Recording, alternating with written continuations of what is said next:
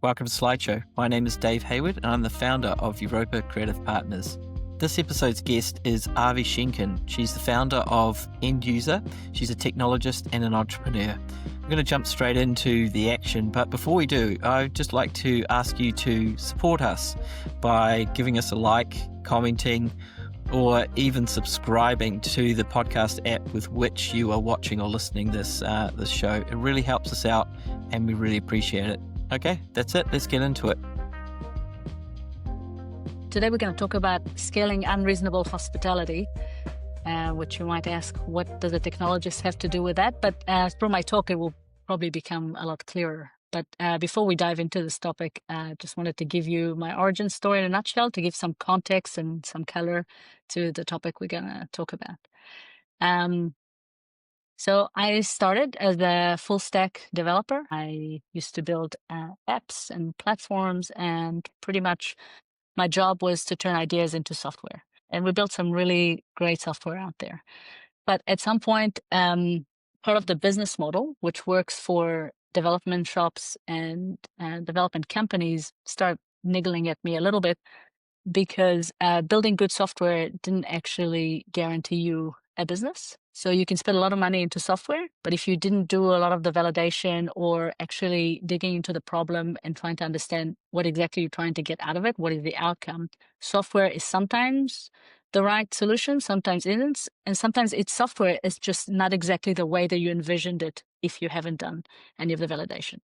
Yeah, that's it's interesting because your value is directly proportionate to the amount of pain that you solve, and one of the maddening things about it, as someone who's worked in tech a long time but is non-technical, is I understand how difficult it is sometimes to do these things. But the reality is, if it's not solving any problems, it's not valuable to the end user. And the other aspect of it, which is interesting, is that you can have a simple solution that actually is effortless to create, but the value is still the same in the customer's eyes as something that's really difficult to build. And that is quite frustrating, but is just a fact of life, I think. No, absolutely.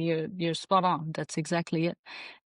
So even though I had the ability to build, I decided to start end user, like you said, to try and get to the end user of whoever is using that software, and decided just to stop building. So I stepped out of building mode and started really focusing on validation and on strategy and on really asking the questions, why? So yes, you want to build this new app, you have this great idea. Okay, why? Let's start digging into it. Because before, some people use validation of like user testing validation. So can we build it? Is it feasible to build it? And can they use it? So usability testing.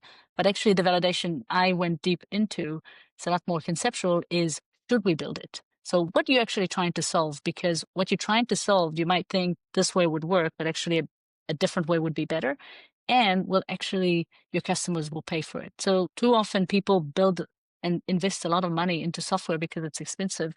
And then it didn't reach the goal that they were trying to get to. So I was really trying to dig into this. So I kind of stopped the building, even though I knew how, which helped me in gelling those two parts of the business and really trying to talk about strategy, innovation, commercialization. And I got into different quite interesting projects and companies. And then a few years ago, I decided, okay, I've learned quite a lot of experience from stopping to build and actually taking a breather from that. And I went back to building.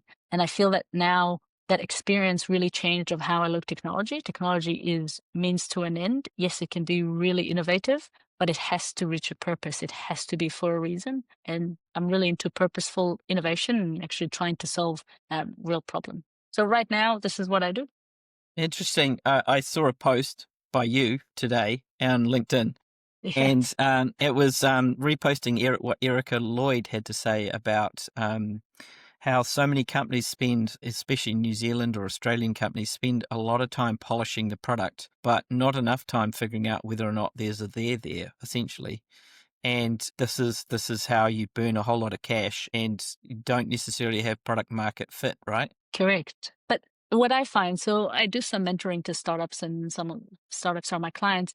And what I find is that they're so enthused about what Yeah. they're doing, and they're so in love with their solution, which is great to see because it really propels a lot of motivation and energy, that when it hits the market and it's not exactly right, if they're very lean startup, they might run out of runway before they can pivot, but they Yeah. have to pivot to meet the market needs. So if you can do that in advance, and it's kind of scary, I must say, also for my own ventures that I do, it's like, oh, it's not ready to put it out there. I'm not ready to talk to customers. I want it to be perfect. I also have that. I'm a builder. I like to Right. build to perfection, but you have to really get over this. And because the faster you get it out, the faster you can iterate and actually get to product market fit. So Well, yeah, that's like marketing. There's a phrase in marketing, especially digital oh, yeah, marketing, which is "don't polish, publish." You know, I love and that. yeah, and I think it's that I obviously have clients at different stages in the sort of the journey. I've got a couple of Mm, clients who are just about to go into market, and they're quite naturally, it's the first time they've done it. They're kind of obsessing about little details, and mm, one of the things about that is you really got to make sure you don't have contempt before investigation. You know, yeah. all that you think before you go live in market is a hypothesis, and the market will tell you straight away, or not straight away, but over time it will tell you if your hypothesis is right or not, or whether or not you need to change it. But the sooner you get out there and get that feedback, the better, in my opinion.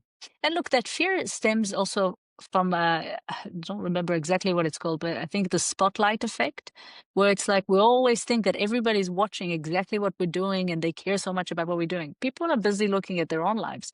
So actually putting stuff out there and experimenting, like you say, just publish and test and, iterate quickly and experiment and validate your hypothesis is so much more valuable and will get you so much faster to the right place rather than trying to be perfect and kind of like throwing darts in the dark. Yeah, that's right. And of course, one of the great things about people who say to me, what will people think? That happens a lot with founders, where I'm helping founders promote their personal brand, is they're not thinking about you at all. They literally don't, which is kind of a sad truth, but it's actually quite liberating. It's liberating. Yeah, Yeah, I find it liberating. absolutely. Yeah. Yeah. So this is pretty much me. And because of this context of myself, because that I stepped out of technology, I like to service the end user properly. I think if we build intentional technology that solves real problems for real people is something that I'm kind of passionate about. So the topic I've been playing around with is called Unreasonable Hospitality. Think, what does hospitality have to do with tech? But sure, we'll get to it. So I came across this book called Unreasonable Hospitality by a guy called Will Gadira. I listened to his podcast as well. He's actually a fascinating speaker. So if anyone, has the chance to listen to him, is just really fascinating. And it's a great book. It's, even though it's about, something as far away from me as possible in restaurants, it's a great read and yeah, absolutely fantastic. But Will ran the number one restaurant in the world. So he starts with being number 50 in the world, and then at the end of the book, he's number one, and that's 11 Medicine Park. And to get from number 50, that's where the book starts, to be number one, he tries to do unreasonable hospitality. And the way that he explains this is he says, service is black and white. So service is your expectation. You're a server, you deliver my food, the right food to the right table, timely manner. That's what I expect from you. So that's service. You're a chef, you cook a really nice meal. That's the service. But the hospitality is the color of it. So it's the unexpected, it's the warmth, it's the engagement, it's the care, it's the fact you listen to me. So what does unreasonable hospitality look like? It's how can we make unreasonable hospitality? So he has this iconic story that he talks about where uh, they have some fancy guest and they talking around the table at 11 Medicine Park, and they talk between themselves about they live in New York today, and oh my God, they've been to all these fancy restaurants, and obviously names them, and they're like, but the one thing we missed out on was a New York street hot dog. We didn't have a chance to do it. So one of the waiters hears that and Will immediately goes, runs out and gets one. And they cut it quite nicely. He explains in the podcast, they made it look kind of nice, and they went out and they served it to the guests, and they just blew their mind. They kept talking about it. That was the one thing that they remembered from New York City that they've done. And they've done some amazing stuff, these guests, but it just blew their mind. And it only cost $2. So it shows that the monetary value of it wasn't the thing that impacted, because the restaurant is an expensive restaurant. But why would that impact them so much? because they felt listened to. The expectation of somebody listening to your conversation and then coming and giving you an experience that is unique to you, that is not something that is standardized to everybody else, is quite a unique feeling. You feel quite touched, and that's what they did. He created like a dream weaver within his restaurant that just listens to things, and we'll go into these different types of unreasonable hospitality. There's systemized, there's moments, and it's quite an interesting concept. What I find interesting about this is what you expect pleases you, but what surprises you delights you. That's essentially what he's kind of hit at. And I used to work in events for a long time, and one of the event company I work for is now owned by my friend Cole. And Cole is a master. Years and years ago, we did a Christmas party. This was in the era of, lavish Christmas parties when they were a big thing. And we had this incredible show that had LED lights across the roof. We had we had performers dropping out of the roof. It was like the most incredible show. But what happened was, at the end of the night, we thought about what it was that people needed when they're leaving a party, and we realized there were two things: slippers and mince pies. So all of the women got slippers because they've got like sore feet. And I was at an event last night. It would have been a savior. Yeah, totally. And so painful. Everyone got a mince pie, which is like, no matter how much you've eaten, you've always got room for a mince pie at the end of the night. And in the satisfactions, the NPS scores, that is what came through. That was that little touch was what came through, like, overwhelmingly. And we're a little bit like, what about the show? Exactly. You'd had this kind of world-class show, but the thing that everyone remembered was this little detail that was unexpected and, I guess, kind of unreasonable in a way. Yeah, and it's intentionality. Like, you showed that you actually thought about what state they're going to be at the end of the night, and then you cared for it and catered for it. One of the examples that Will actually brings is that once he became to do unreasonable hospitality, he got hired to consult to other places. And he said there was his friend who had a real estate company. And he said, every time, come and help me, create this kind of unreasonable hospitality in real estate. And he said, okay, when you sell a house, what do you live in the new house for the buyers that just bought the house? And he's like, a bottle of bubbles. And he's like, okay, but a bottle of bubbles is like super generic. It's like nice, but kind of expected. And he said to him, well, how about you realtors listen to things that they care about? So, for example, there was, a woman who loved yoga. So there was like a yoga mat already like in the nice corner of the house. And it's probably cost less than the bottle of bubbles, but the intentionality of it created such an amazing connection that they will keep doing it. He did it with like cars, where you would sell a car to to a father, and they was trying to put the car seat in, and they already pre-packed like little snacks for his kids. It's just, that kind of, or they bought insurance for their child who they knew were going to drive it. And the insurance costs in America $118 or something like this for the year. But it shows that it's like, you listened to me and you cared and you catered, which is what creates the human connection. Amazing. So how do we bring that into tech? So what's the problem with that kind of unreasonable hospitality? Is we have a scale problem. We can do unreasonable magic and cool stuff for one person. It's very hard to scale it to 500 people. So how do we look at it and be like, okay, this is a cool idea, Avi, but I have a business and I'm busy and I don't have time for this. But we have an opportunity. What if using AI or agents or anything that could help us automate, give us the ability to actually cater unreasonable hospitality? So usually we use AI to be productive. Number one, to tell you that it helps me write my emails, it helps me write code, do presentation faster. It's just there for us to be productive, which is great.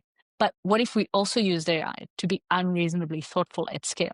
And it has to have quite a lot of intentions within your business and not just like random stuff. But I'm just going to show some random ideas about how you can start thinking about it, because I think it's kind of a muscle that people will have to develop to do it, but it will set you apart from your competitors and create the connection between you and your customer. Because I guess the danger is that the rising tide lifts all. Everyone's got access to the same technology.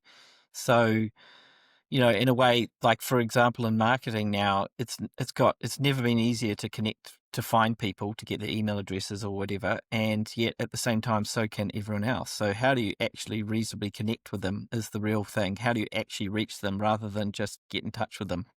Exactly. That's exactly going to be the point potentially of differentiation, because everybody's going to be super efficient and do things on time. And that's the service. That's the black and white part of things. So how do we add color to this world, right?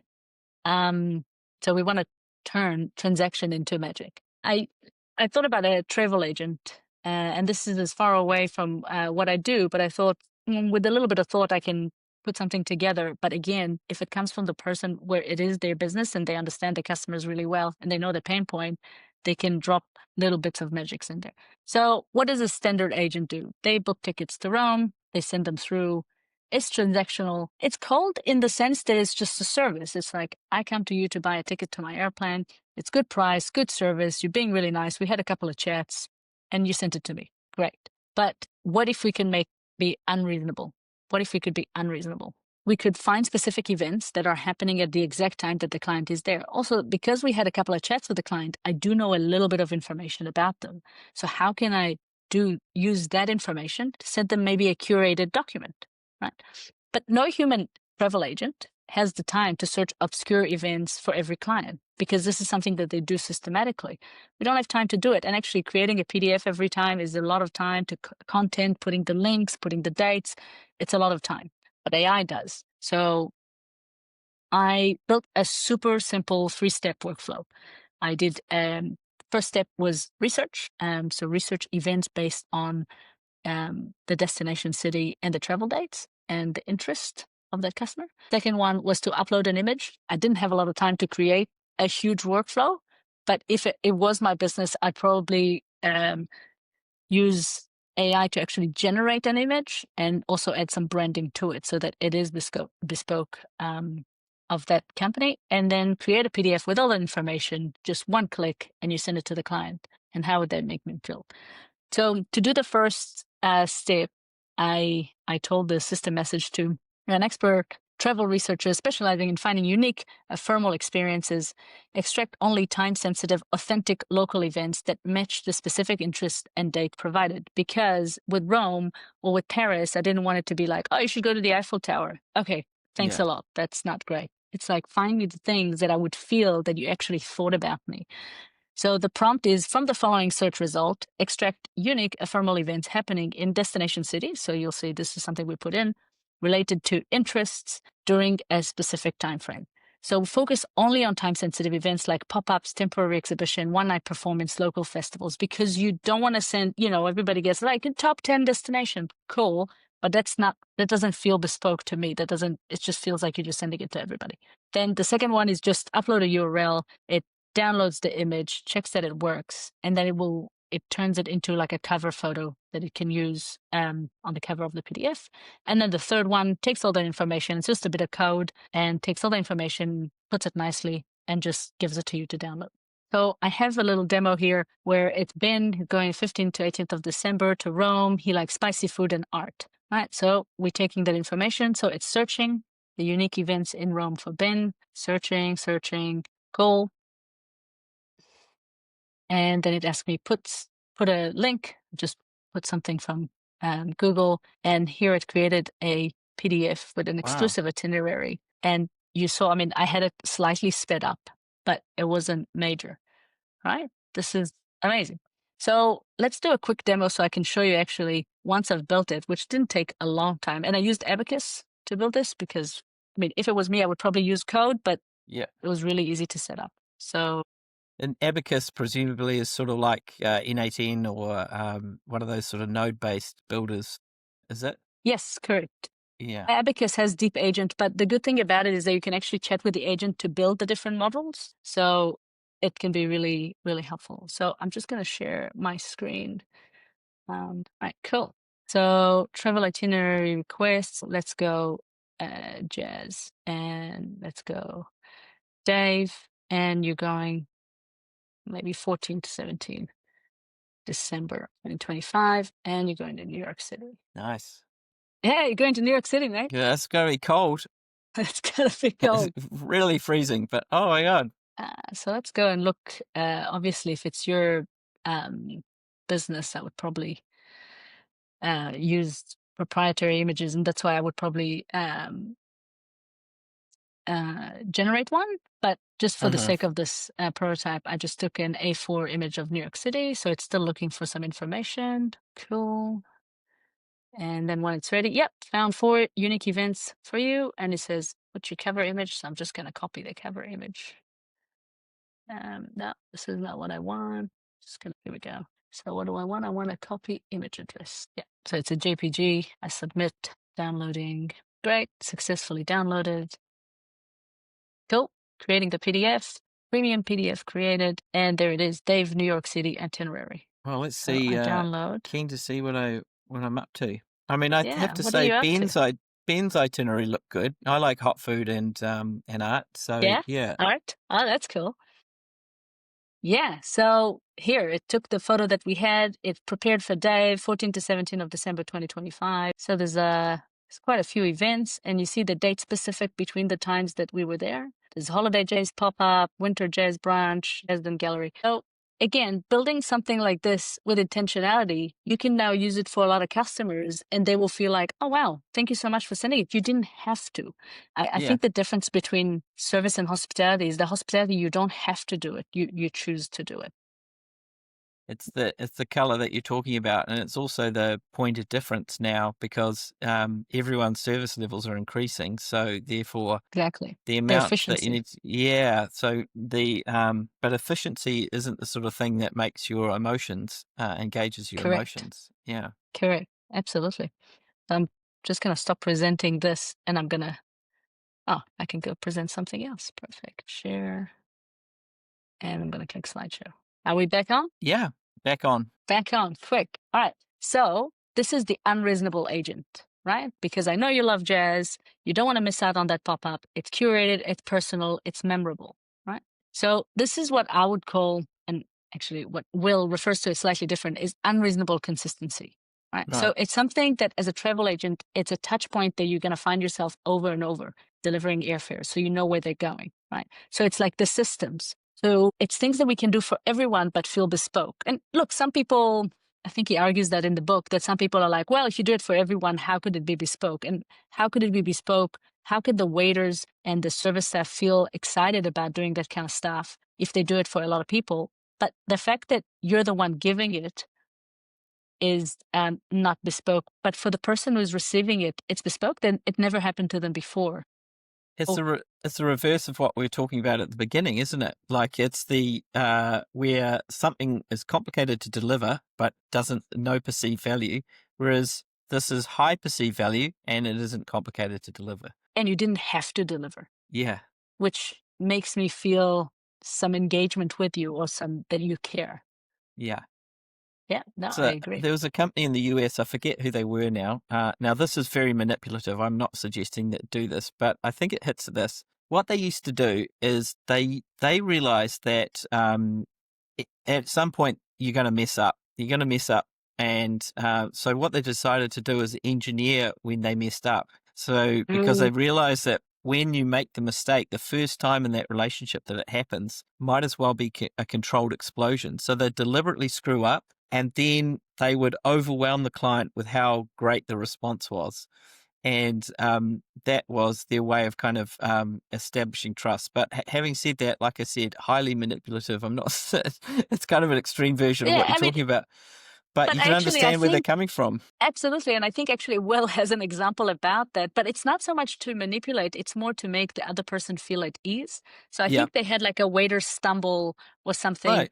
Oh, cool. I think they did do that, but it wasn't to manipulate. It's just to make people at ease. So, if you go and meet someone and you see that they're nervous, you spill something, you're like, oh, sorry. Immediately apparently I don't know if it's a science thing, but it just makes people feel like, oh, okay, they already messed up. They're human as well. Like, it's okay. So, yeah. And that's very much a feature of those high-end restaurants, isn't it? Where you get there and the waiter's sort of like, but you're paying a lot for it, but you can't understand what the menu is, and yes, that's exactly it. And I think that's why they were such a success, because they combined like a really high, like top service restaurant. And then they married it with unreasonable hospitality, which is like a lot of warmth and real authenticity.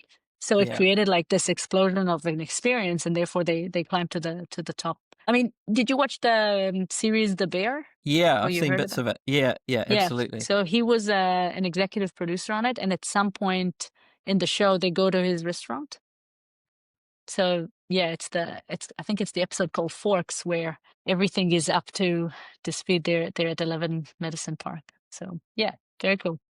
Okay, so I just thought, what other systems we can have, just some examples that we can share with people so that they can start thinking about, oh, how does that can enter into my business, or how can this be something that that gives value to my customers? I wanted to show a few other ideas that could be like systems into people's businesses, depending on what they do, and um, and where it could fit in their business. So let's take, for example, a founder where they have a SaaS, and every time somebody joins, they get a welcome email, which is cool. It's the expected. Yeah, I signed up, I'm getting an email. But what if they could send them like a little AI voice um, personal audio note? Recording personal notes for every person, especially when you're at scale, is very hard. But you can use one of these types of companies like 11 Labs and Riverside, which we're currently using. I don't know if you want to say that, Yeah, but that's that's good. cool. So good. That's good. We're Yeah, very we'll open give them here at some kudos. Slideshow. Very, Yeah, exactly. They can sponsor very us cool. anytime they want. Yeah. Yeah, let's go Riverside. But yeah, if you record a message in your own voice, and just the bit that you keep as a dynamic variable is the name or the company they're from, but it kind of clones the way that your tonation, how you do it. So then you can do a batch load and, welcome people and send it through LinkedIn or send it on the email. So then it feels like a personal message because you mentioned their names. Another one, this is when you get onboarded into a new company. I've seen it. I've been part of different courses and stuff of design agencies and marketing, etc.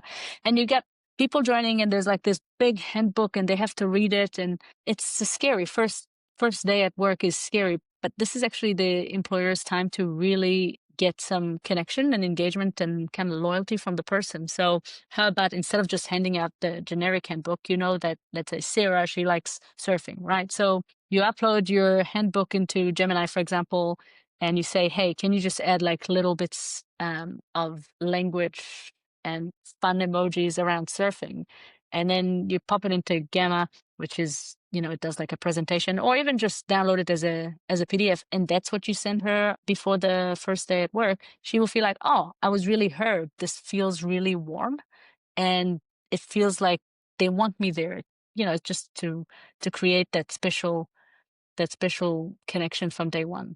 There was a famous thing that happened in Auckland at an ad agency, and I may have the details not exactly right, but basically the gist of it is that they had a young guy starting. It was his first day, and so he turned up for work in the usual agency wear, probably not too different to how we're dressed, and everyone was wearing suits. Everyone, like full on suits, men and women, everyone with ties. And every meeting he went to, people were like, what is it, Casual Friday? I don't understand what's going on here. So the poor guy gets home Yeah. from work just mortified, ran out and bought a suit with his girlfriend. And the next day he turned up for work and they were all wearing Hawaiian shirts. It's like this. So, it's just, but I That think feels the like a love, practical joke, a joke on his massive practical joke, expense. a massive Poor practical guy. joke, but the love that they show by in some ways that's like Yeah. like what an onboarding experience. Oh my gosh, what a roller coaster. Oh, this is great. No, totally.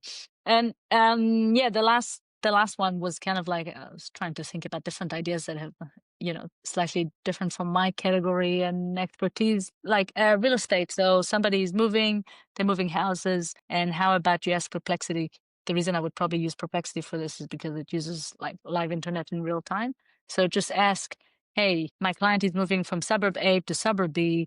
What are really good vendors that they can use for moving, and what are the utility informations they need to do, and where is like the, let's say they have kids who like pizza, where's the best local pizza, or even send them like a voucher around it. So again, it's just to make the experience, they're not expecting to hear anything from you that is specific to them, because from suburb A to suburb B feels very bespoke. So it would be like, oh, they wrote that email for me.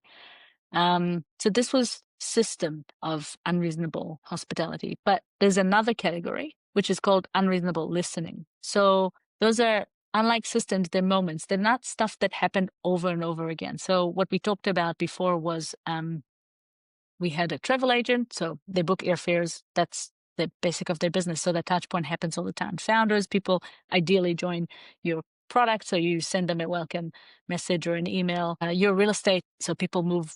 This is part of your job. But sometimes there's moments where you listen and you're like, oh, I can really elevate this experience and make them feel even more connected to me. So it's things that we do when we hear a specific signal. So again, this is like a pretty basic example, but let's say you talk to a client, you do some small talk and they tell you about their kid who loves dinosaur, or they're going to go somewhere because they love dinosaur. So how about you generate like a little coloring book of a dinosaur visiting that client space? So you can use any of those. I actually did try it and I used Nana Banana. And it's adorable. It literally took me 5 minutes maybe to put it together and send it. But if you did that, it's not going to add value. It has nothing to do with the service that you give, but it makes them feel, oh, you listen to the 1% that I'm talking to you. So when I talk to you about the 50%, my business, maybe you'll feel that connection, that engagement with that client. The other one is, for example, a recruiter. So a candidate talks to you and tells you, look, I have a final interview and I'm really nervous to talk to this tough CEO. So, I'm assuming a lot of them, they talk to them or they tell them, wish them luck. It's going to be okay. You're going to do great. But what if you actually help them with that specific problem that they said? So you can use AI to analyze the CEO public posts and generate a communication style cheat sheet. Now, because this is your expertise as a recruiter, you'll know what a good cheat sheet looks like and what it doesn't. So either you go to LinkedIn, download their profile and put it into Claude and put a good prompt because it's your expertise. Well, apparently I looked online and saw there's something called Humanetic AI, and it's kind of like a plugin on Chrome that allows you to look into insights into LinkedIn. But again, that person is going to feel that connection with you and that, wow, you really didn't need to do this, but you did. So it makes me feel a lot of affinity towards you. And then this is the last one. And this is, I decided to have a little play with this. But let's say I'm meeting someone who has a podcast, so writes blogs. So don't just skim their bio. You can use potentially AI to look at their YouTube channel, to look at their blogs and try to understand what are their core beliefs or things that you can quote back to them so that they can feel a bit warmer about you. That sounds slightly more manipulative. No, it's all good. It is, but it actually shows that, oh, you cared enough to look at me. So I decided, why shouldn't we do that on you? Let's go to Dave Hayward cheat code. So I didn't go and put all your content in there, but I put it into Notebook LLM. I uploaded a few of your YouTubes and some of the blogs, and then I asked for like 3 things, and this is what it came up with. So if you want to be like Dave, don't say yes, say totally. Don't say trends, say the Zagat. And don't call us people, call us mere mortals. So that's kind of like, it picked up your tonality. And then if you want unlock best friend mode, so validate that the biggest blocker to AI is not the technology, it's actually the boardroom, where they don't give permission to use it. And also that parasocial relationships are the only superpower left. So again, that it read through the transcribes of your YouTube and is like, oh, that's something that probably comes over a lot. And then the last one is like, don't mention ride-on mowers. Yeah. Then I found through the citation that it was because, the client who kept talking to you about ride-on mowers, and you're like, I can't take it anymore. Oh, she was so unbelievable. I don't have loads of talents, but one of them I think has been able to hold a conversation with most people about almost anything. I got this one client who was just so insufferably dull. She was like kryptonite to me.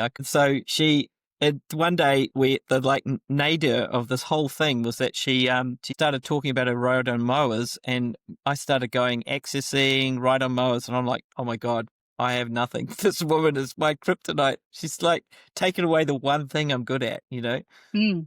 So it picked that up from, whatever amount of content that I gave, and it says, oh, don't talk to him about that because that's the one thing you can't talk about, which is I kind of won't have amazing any help. considering it took me about 10 minutes to run this entire thing. And, That's incredible.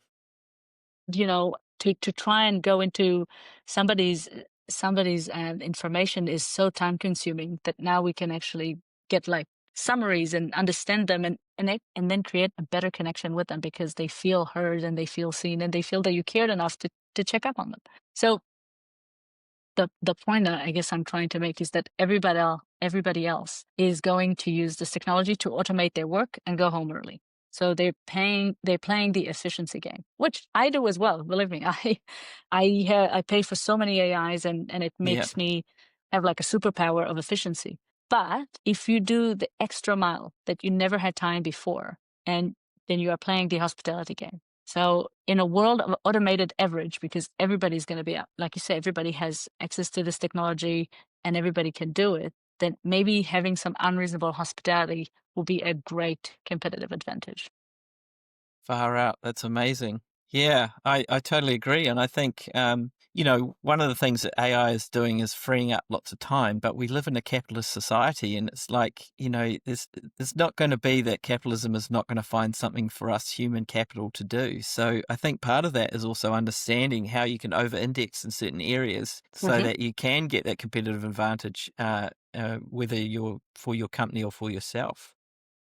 Yeah, and it's gonna demand some creativity and some intentionality and care in your specific skill set and specific kind of company. I think one of the other things that AI is doing simultaneously for me and for everyone I know is very exciting, but also very scary because job displacement is a real thing. It is really happening. And so what is that secret sauce that's going to keep you top of your game and keep you as a valuable, employable person? Absolutely. And look, it will demand some creativity and some thinking out of the box. But if you index on this within your expertise, I think you're going to start developing that muscle, and then it will come as almost like a second nature to think about those moments. It's like, yeah, this is the stuff we do, but what are the stuff that we can do and that they don't expect, that are easy for us to do now at scale because we have these tools available to us. Met with a client over the last couple of days, and there's a new client. And one of the things that we've, you do in marketing quite a lot to understand what your strategy is total addressable market calculations. I'm pretty sure I've talked about this before, so Notebook LLM will be like, well, be really amazed. But I had to, ahead of this meeting, I did some very top level, very directional kind of total addressable market calculations. And it just helped me understand where he was coming from a lot easier.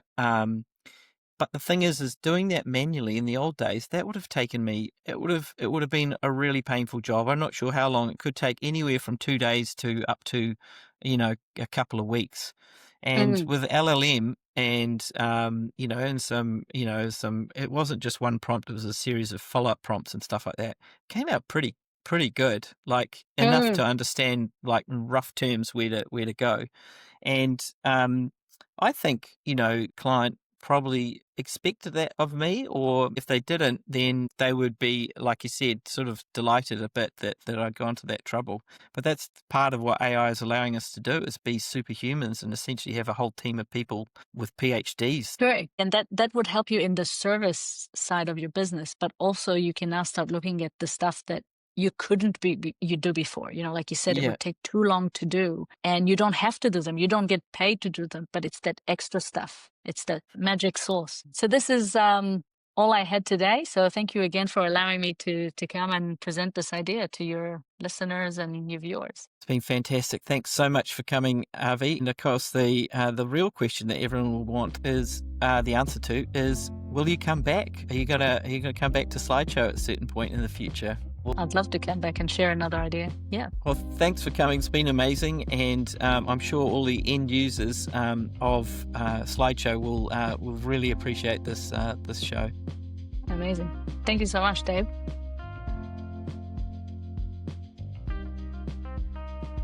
That's the end of the show. Big thank you to Avi. What a fantastic guest, amazing content and a lot of insights. I took a lot away from that conversation. I'd like to thank Europa Creative Partners, especially Theris, who edited and produced this show. Slideshow is a growing podcast, so we'd really appreciate it if you liked and subscribed on the podcast app of your choice. Well, that's it for another episode. Have a great day or evening or morning, wherever you are and whatever time you're listening to this, and we'll see you next time.